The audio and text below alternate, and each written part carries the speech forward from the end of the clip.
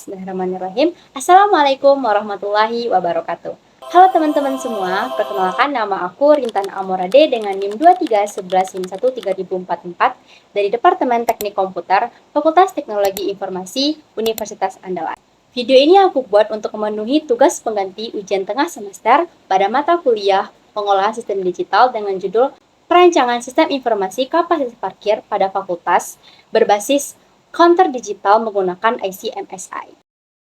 Tujuan sistem ini dibuat adalah untuk memantau jumlah kendaraan yang masuk dan keluar secara otomatis dengan kapasitas maksimumnya yaitu 47 kendaraan dan menampilkan informasi slot yang masih tersedia secara real time.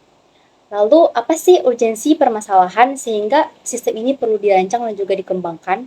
Yaitu karena adanya permasalahan yang sering terjadi di parkir fakultas, yaitu tidak adanya informasi ketersediaan slot parkir, sehingga pengendara itu terpaksa berputar-putar mencari tempat parkir yang menyebabkan ketidakefisienan dan juga kemacetan di area parkir.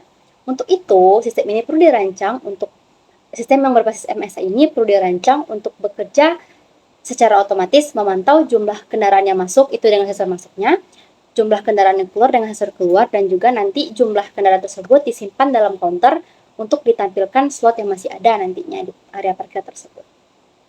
Ada bagian block diagram seperti yang ditampilkan pada layar. Sistem ini mempunyai 4 jalur input, yaitu masuk sebagai jalur sensor masuknya, keluar itu sebagai sensor jalur keluar, RST itu sebagai sistem, dan juga CLK sebagai sinyal clock. Sedangkan untuk output sistem itu terdiri dari 4 sinyal, yaitu jumlah yang menunjukkan jumlah kendaraan yang ada saat ini, dan tersedia itu menunjukkan slot yang kosong, penuh itu sebagai indikator parkir yang penuh, dan ada sebagai indikator masih ada slot.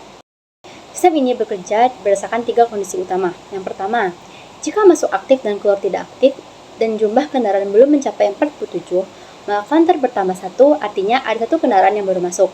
Yang kondisi kedua, jika keluar aktif dan masuk tidak aktif, dan jumlah kendaraan lebih dari 0, maka counter berkurang 1, artinya jika ada 1 kendaraan yang keluar. Dan yang ketiga itu jika masuk dan keluar aktif bersamaan, sistem mengabaikan kondisi ini, karena dianggap konflik sinyal. Counter tidak berubah. Dan yang keempat yaitu jika RST atau resetnya aktif, counter langsung reset ke 0, mewakili kondisi awal ketika parkiran kosong sepenuhnya.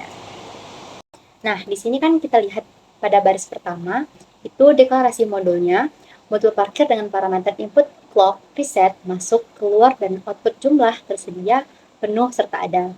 Ini mendefinisikan antar muka untuk modul kita. Selanjutnya kita deklarasikan parameter max underscore capacity sama dengan 47 yang merepresentasikan kapasitas maksimum parkirnya. Bagian inti dari sistem ini yaitu ada pada blok always atau edge post each yang clock ini. Blok ini itu akan dieksekusi setiap kali ada tepi naik pada sinyal-sinyal clocknya.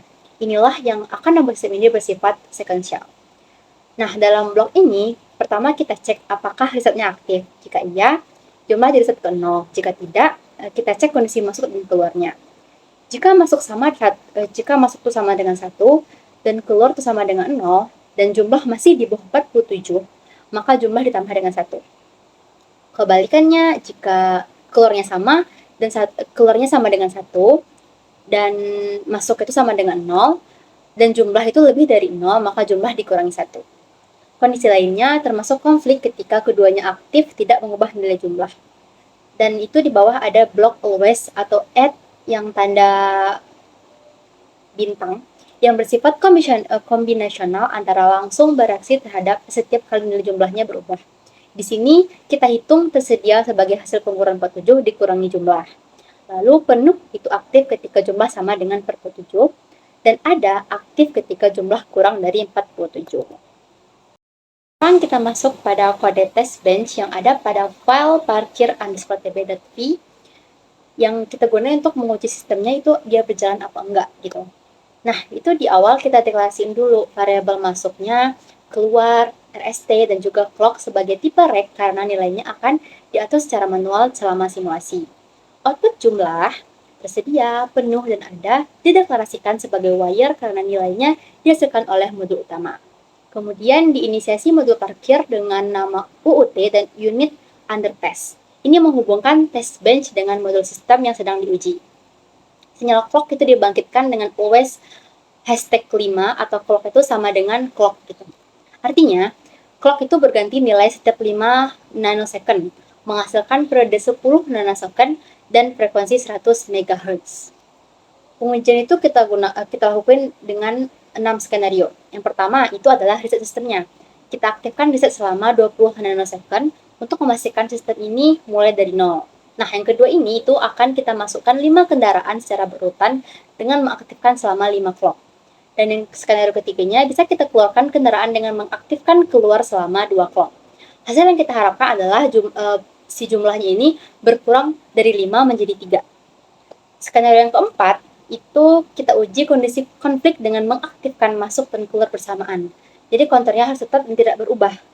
Dan kelima itu kita isi parkirannya itu kita penuh, isi parkirannya kita isi dengan penuh. Terus kita aktifkan sama masuk sampai jumlahnya itu pas 47. Dan yang keenam itu kita coba masukkan kendaraannya lagi saat udah penuh dengan pastiin dulu counternya tidak melebihi 47 maksimum tadi. Dan di akhir test bench itu ada perintah yang S tanda dolar monitor yang mencetak nilai semua sinyal konsolnya setiap kali terjadi perubahan, sehingga bisa kita verifikasi outputnya secara tekstual. Nah, inilah dia bentuk sinyal atau waveform yang kita udah simulasiin dengan dua file tadi, yang file parkir.v dan juga si test bench, yaitu yang filenya parkir._tb dan .v tadi. Setelah kita compile, itu akan keluar, dan juga kita run semuanya, run all, itu akan keluar di bagian waveformnya. Kan kita lihat kayak ini bentukan sinyalnya. Nah, itu kan di awal risetnya aktif. Jadi jumlah itu bernilai 0 dan nilainya itu ada 47 gitu tersedia. Dan itu kondisi awal parkiran yang kosong. Nah, kita lihat nih di bagian sinyal-sinyal yang masuk ini, yang bagian di kiri. Nah, itu setelah ketika masuk itu aktif selama 5 clock, itu kita lihat jumlah naik itu satu persatu dari 0 jadi 5. Sementara tersedia itu turun dari 47 menjadi 42. Nah, itu sesuai dengan skenario kita tadi, yang kalau 5 kendaraan masuk gitu. Nah, nextnya itu kan ketika kita keluar aktif, itu jumlahnya kan turun dari 5 tuh, dan tersedia naik kembali jadi 44. Nah, terbukti sistem itu berhasil menghitung kendaraan yang keluar tadi. Nah, ini nampak di bagian konfliknya, di segmen ini terlihat kalau masuk dan keluar aktif bersamaan, itu kan kontennya tidak berubah. Jadi sistem ini berhasil mengabaikan kondisi si konflik tadi, gitu.